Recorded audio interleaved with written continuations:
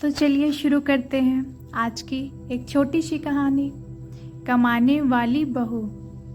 माँ, तू हमारे साथ मुंबई चल।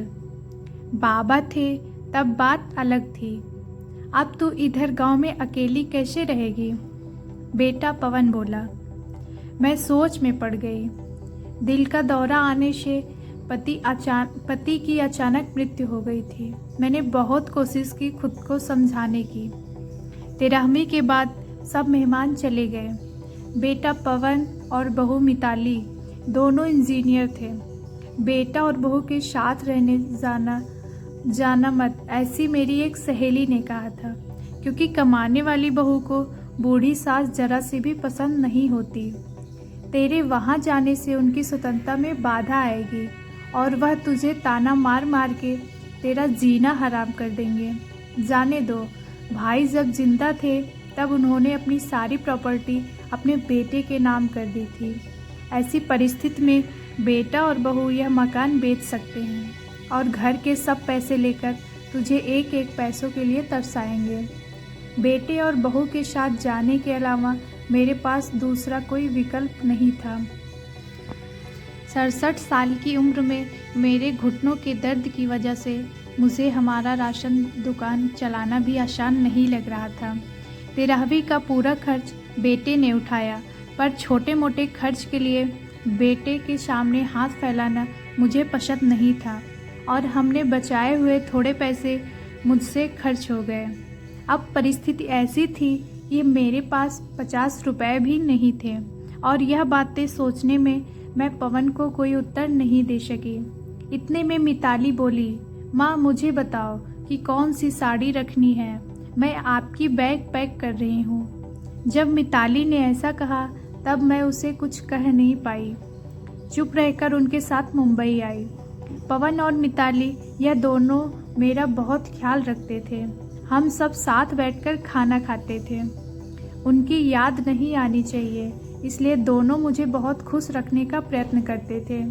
मेरा 7 साल का पोता रेहान तो दादी दादी कहते हुए मेरे पीछे पीछे भागता था। मैंने कौन सी भी चीज़ मंगाई कि वह तुरंत मुझे लाकर देता था। ये सब देखकर मेरे मन को बहुत शांति मिलती थी। मैं सोचने लगी कि लोग बेवजह ही आजकल के लड़के और लड़कियों को बदनाम करते हैं और कहते हैं कि बूढ़े माँ बाप का सम्मान नहीं करते, उनकी देखभाल नहीं करते। खासकर बहू कमाने वाली होगी तो सास को ठोकरों पर रखेगी। लेकिन मैंने देखा कि ये सारी सिर्फ बातें थी। हर उंगली की तरह हर बहू सेम नहीं होती। आज सबने बाहर घूमने का प्लान बनाया था।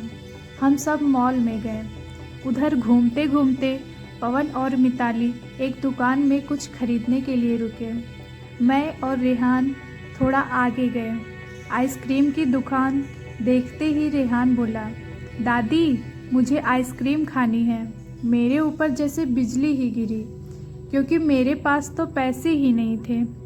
दिन में कभी मुझे पैसे की ज़रूरत नहीं पड़ी, अभी क्या करें?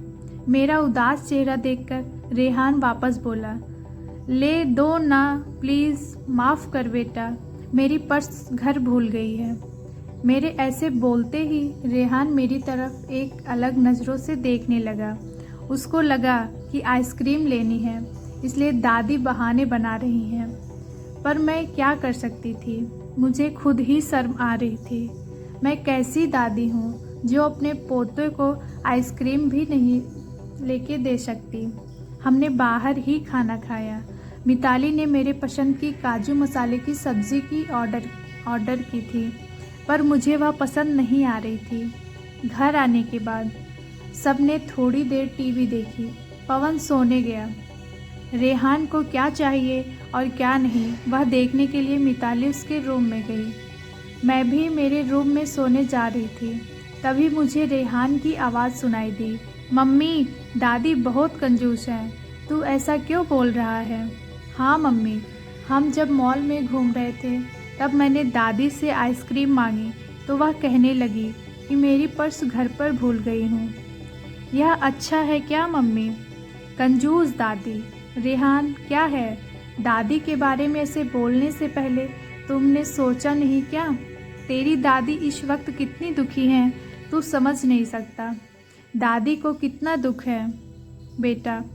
दादी और दादाजी गांव में साथ रहते थे, तभी अचानक दादाजी हमेशा हम सबको हमेशा के लिए छोड़कर चले गए।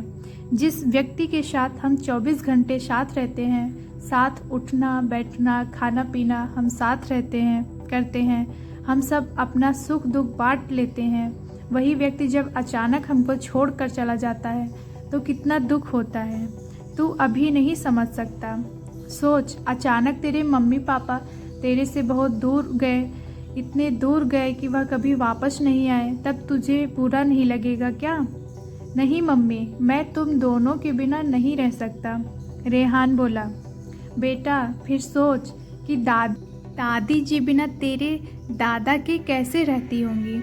ऐसी परिस्थिति में वह अपना पर्स घर पर भूल गई होंगी, लेकिन उनका प्यार तुझे नहीं दिखा। तूने उनको कंजूस कहा।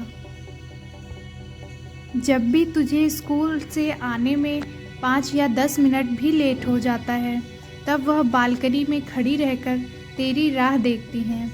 उनके घुटने में दर्द होता है तब भी। बेटा, किसी के बारे में अपनी राय बनाने से पहले उस व्यक्ति के दृष्टिकोण से सोचना चाहिए। यह बातें सुनकर मुझे मेरी बहू पर बहुत अभिमान हुआ। उनकी जगह मैं रहती तो कदापि मैं मेरे लड़के को इतने अच्छे से समझा नहीं पाती। दूसरे दिन सुबह पवन ऑफिस गया और रेहान स्कूल। मिताली ऑफिस में जाते हैं। जाते जाते मेरे हाथ में कुछ पैसे देने लगी।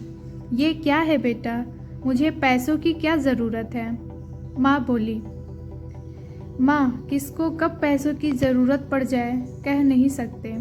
आप मंदिर जाते हो, कभी दान पेटी में डालो, कभी रेहान कोई चीज़ के लिए जिद की तो आप उसे वह चीज़ ले देना। पर बेटा, माँ, जब यही पैसे पवन ने आपको दिए होते तो आपने मना किया होता क्या? नहीं ना। आपकी बहू भी कमाती है तो आप अपनी बहू से पैसे क्यों नहीं ले सकती? मिताली का कहना सुन के मेरी आंखों से आंसू आने लगे। जो मेरा बेटा नहीं समझ सका वह मेरी बहू ने समझा। मेरी बहू जैसी बहू सबको मिले। मैंने भगवान से प्रार्थना की कि ऐसी बहू मुझे हर जन्म मिले। लोग बिना कारण कुछ कमाती बहुओं का दुर्व्यवहार देखकर सब कमाती हुई बहुओं को दोष देते हैं। कुछ बहुएं मिताली जैसी समझदार, सुलझी और बड़ों का आदर करने वाली होती हैं।